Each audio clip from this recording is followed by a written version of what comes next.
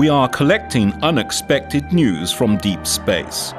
Just as geologists dig deeper underground to find ever more ancient fossils bearing witness to ever more remote epochs, so astronomers excavate deeper and deeper towards the beginning of time by looking for light coming from fainter and thus more distant objects.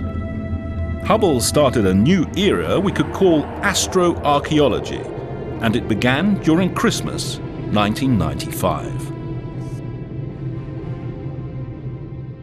Pointing the world's most sophisticated telescope at the same piece of sky for 10 days in a row may sound a bit strange. And this was what many astronomers thought when they tried it for the first time at the end of 1995.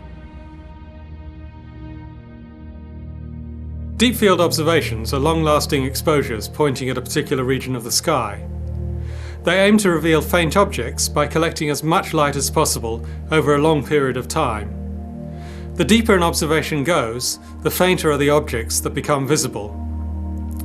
Objects in the sky can appear faint either because their intrinsic brightness is low or because their distance is great. When this experiment was first proposed, an experiment consisting of staring at the same patch of the sky for weeks, nobody really knew whether it would have led to interesting scientific results. But when we first saw the images, the result was astonishing. We could see more than 3,000 galaxies in this small field. The observed region of sky in Ursa Major, the Big Dipper, was carefully selected to be as empty as possible, so that Hubble would look far beyond the stars of our own Milky Way and out past nearby galaxies. The thousands of galaxies observed in the first deep field were at various stages of evolution and were strung out along a corridor of billions of light years. This allowed astronomers to study the evolution of these objects through time, glimpsing different galaxies at different stages of their lives. After the first deep field, another long exposure was taken in the southern sky. Together, the Hubble Deep Field North and South gave astronomers peepholes to the ancient universe for the first time. Some of the objects viewed on the images were so dim that seeing them would be as difficult as discerning a flashlight on the moon from Earth. And we could definitely tell that the Hubble Deep Field has opened a new era in observational cosmology, transforming our view of the distant universe. The Hubble Deep Fields have caused a real revolution in modern astronomy. After the first deep field, almost all ground and space-based telescopes were pointed at the same area for long periods. Some of the most interesting results in astronomy have emerged from this fruitful synergy between instruments of different sizes, in different environments, and with sensitivity to different wavelengths. They gave us the first clear picture of the star formation history throughout the universe. Astonishingly, they showed that star formation peaked within the first few billion years of the universe's creation. At that time, stars were forming at over 10 times the rate they are today.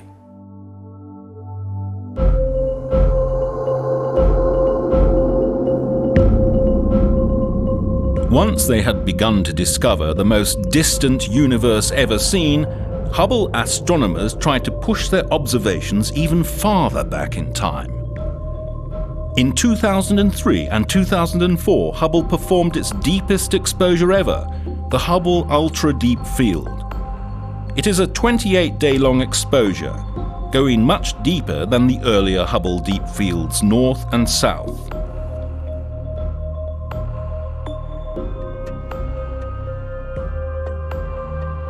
The Hubble Ultra Deep Field reveals the first galaxies to emerge from the so-called Dark Ages, the time shortly after the Big Bang when the first stars reheated the cold, dark universe. Just after the Big Bang, in the newborn, fast-expanding universe, before the era of the stars and galaxies, the distribution of matter was fairly smooth. As time went on, the king of all forces, gravity, started acting. Slowly but steadily.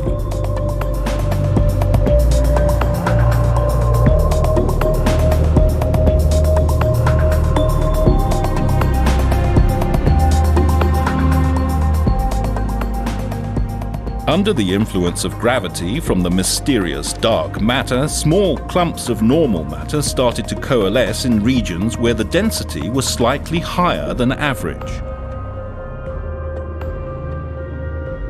With no stars to light up space, the universe was in its dark age. Where the density of the clumps became higher, even more matter was attracted, and a competition between the expansion of space and gravity took place. Where gravity won, regions stopped expanding and started to collapse in on themselves. The first stars and galaxies were born.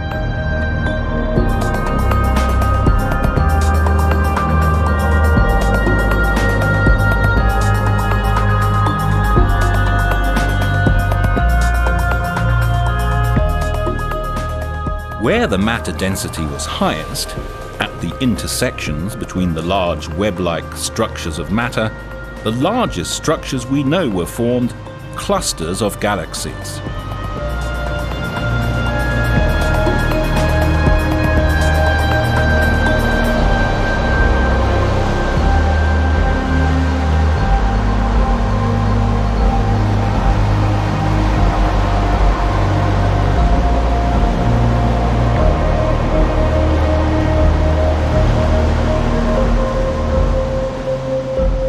The deep field images are studded with a wide range of galaxies of various sizes, shapes, and colors. Astronomers will spend years studying the myriad shapes of the galaxies in this image to understand how they formed and have evolved since the Big Bang. In vibrant contrast to the image's rich harvest of classic spiral and elliptical galaxies, there is also a zoo of oddball galaxies littering the field. Some look like toothpicks, others like links on a bracelet. A few appear to be interacting with each other. Their strange shapes are a far cry from the majestic spiral and elliptical galaxies we see today. These oddball galaxies chronicle a period when the universe was more chaotic, when order and structure were just beginning to emerge. One of the great things about Hubble is that there are many instruments on board that can make different observations at the same time. The Hubble Ultra Deep Field is actually two separate images taken by two instruments, Hubble's ACS camera and the NICMOS instrument. NICMOS sees even further than the ACS. It detects infrared light, and so it's able to reveal the furthest galaxies ever seen because the expanding universe has stretched and weakened the light from these objects so much that they're now only visible at infrared wavelengths. The Hubble Ultra Deep Field is likely to remain the deepest image of the universe for the next decade or so, until an ESA Ariane rocket launches the James Webb Space Telescope in 2011. Up until today, during the first 15 years of its life, Hubble has orbited the Earth 80,000 times. This is the same as 3.5 billion kilometers, or 24 times the distance from the Earth to the Sun. Hubble has taken more than 500,000 exposures of the universe and created a visual heritage that has shaped the way humanity looks at the universe today.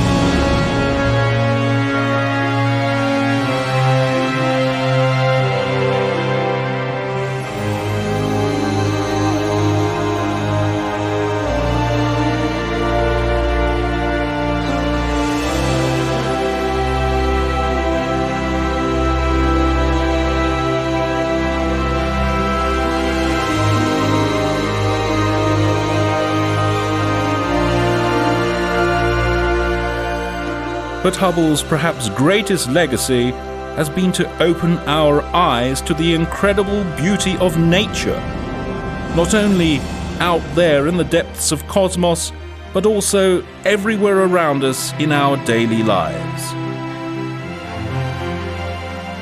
And it's nowhere finished yet.